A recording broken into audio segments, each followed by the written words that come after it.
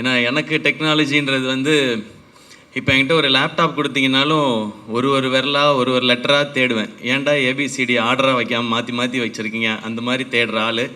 ஏன்னா நான் பேசிக்கலி ஒரு கம்ப்யூட்டர் இன்ஜினியர். அதனால அது கொஞ்சம் சரியாக தெரியாது சார். இப்போ எனக்கு தெரிஞ்ச எனக்கும் டெக்னாலஜிக்கும் இருக்க சம்மந்தம் வந்து என்னுடைய ஃபோன் மட்டும்தான். அதில் எனக்கு தெரிஞ்ச அளவுக்கு இருக்கிறது தான். அதில் நிறைய டைம் என்னோடய பாஸ்வேர்டெலாம் மறந்து ஃபோன்லாம் லாக்லாம் ஆகிருக்கு. எப்போ ஃபேஸ் ஐடி வந்துச்சோ அதுக்கப்புறம் தான் எனக்கு ஈஸியாக இருந்தது. பட் நீங்கள் அப்படி இல்லை, அதுலேயே பெரிய சாதனை படைத்த ஒருத்தர். ஸோ உங்களோட இங்கே நான் இதை ஷேர் பண்ணிக்கிட்டது ரொம்ப சந்தோஷம். அண்ட் தம்பி குகேஷ் வேர்ல்ட் சாம்பியன், அவரை பற்றி நான் தனியாக சொல்ல தேவையில்லை. நான் கீழே உட்காந்து அவர்கிட்ட பேசிகிட்டு இருந்தது அதான். நீங்கள் எப்படி எல்லாத்தையும் காமாக இருக்குது உங்களோட அப்ரோச், அதுதான் பயங்கர இன்ஸ்பைரிங்காக இருக்குதுன்னு சொல்லி.